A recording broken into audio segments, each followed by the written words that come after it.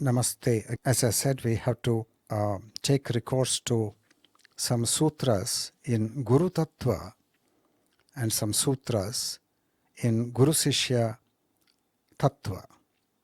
That means Tattva means a level of reality, experiential reality or perceived reality. And the Guru-sishya relationship can be as strong and can be as fragile as the relationship between two human beings can possibly be. When the self in A and the self in B go out of hand, and A and B being the guru and the devotee or the disciple, then obviously there is going to be a conflict and there is going to be a war of the ahankaras and a breaking up of that relationship. So we cannot pretend in 2024 that every Guru-Sishya relationship and every Guru-devotee relationship is blemishless and immortal and incapable of decay.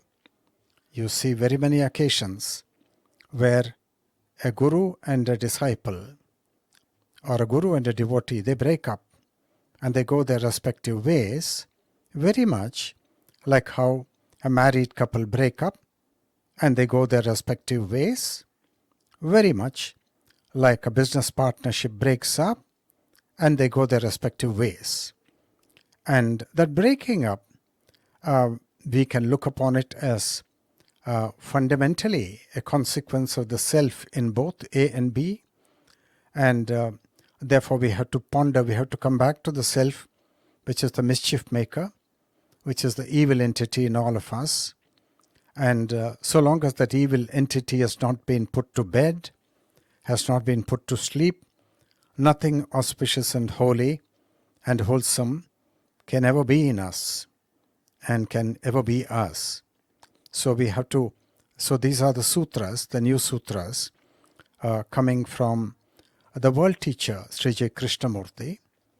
And it is high time that the Hindu tradition and all other religious traditions, they look to Krishnamurti's lifetime teachings as a mirror in which to see the disorder in the religions and the disorder in the Guru and Sishya relationship, the rot which has set in the Guru Tattva and the rot that has set in Guru-sishya Tattva, and use those teachings of the world teacher in order to look at ourselves rather than looking outside at the Guru. And it is not so important what the Guru is, but there is evil in us, and therefore it is important for us to look at our evil before we point a finger at the evil in somebody else.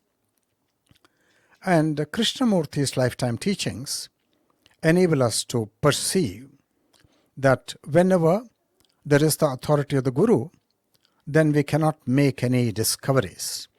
And we will be sterile, we will be followers, we will be intellectually, morally, and spiritually unproductive and uncreative.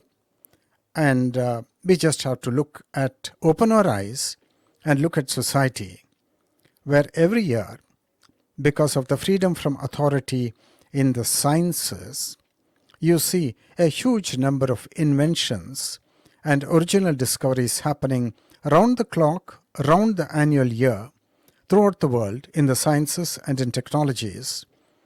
But then you come to the religions, you come to the spiritual life, and then you find that there is nothing new, no new things are discovered.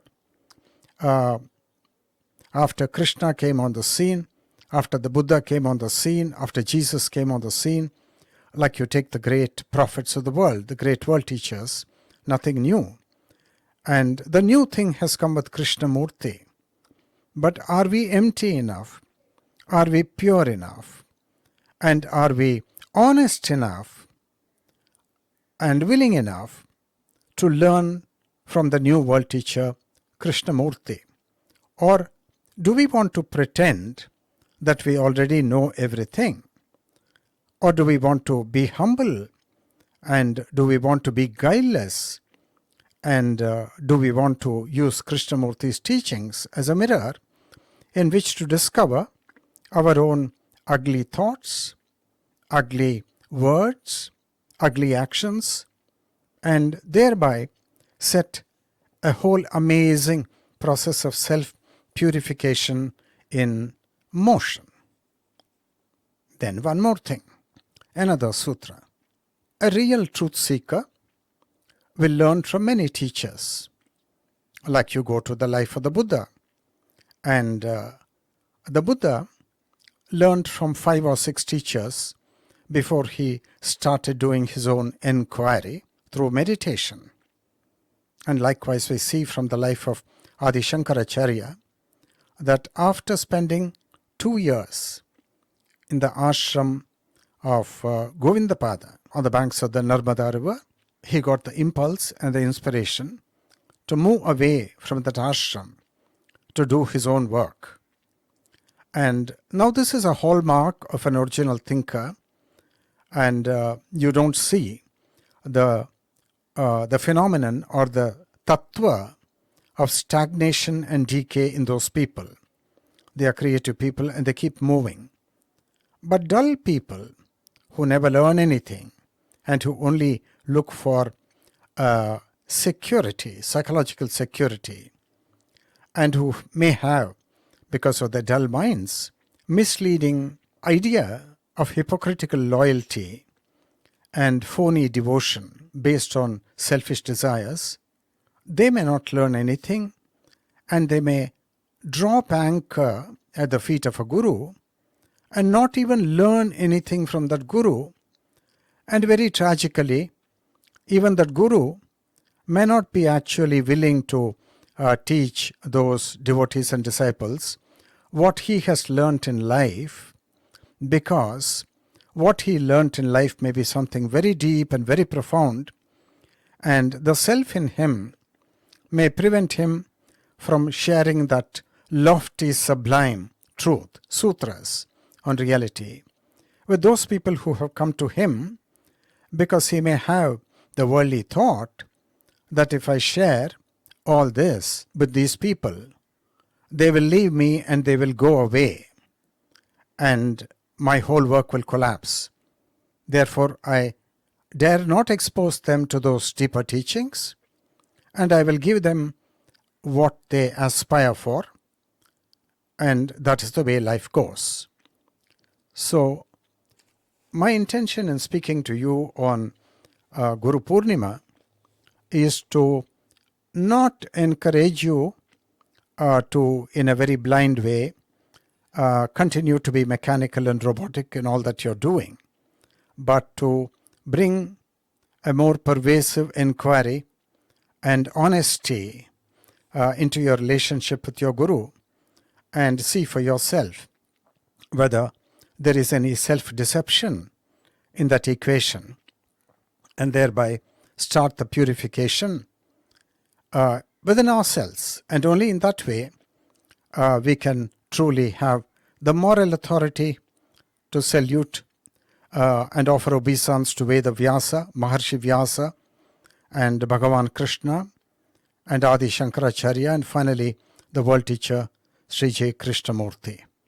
So this is the way we have to purify ourselves. And some of you may think that I have come to upset the apple cart, but don't be quick and rash to come to that judgment. I may be the Chandala whom Adi Shankara had an encounter in the temple in Varanasi before his moment of illumination. And we must have the humility to learn from every voice and every human being who is speaking to us.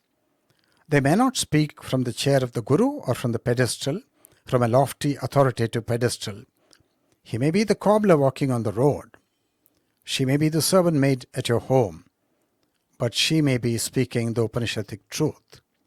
So let's all be open to that.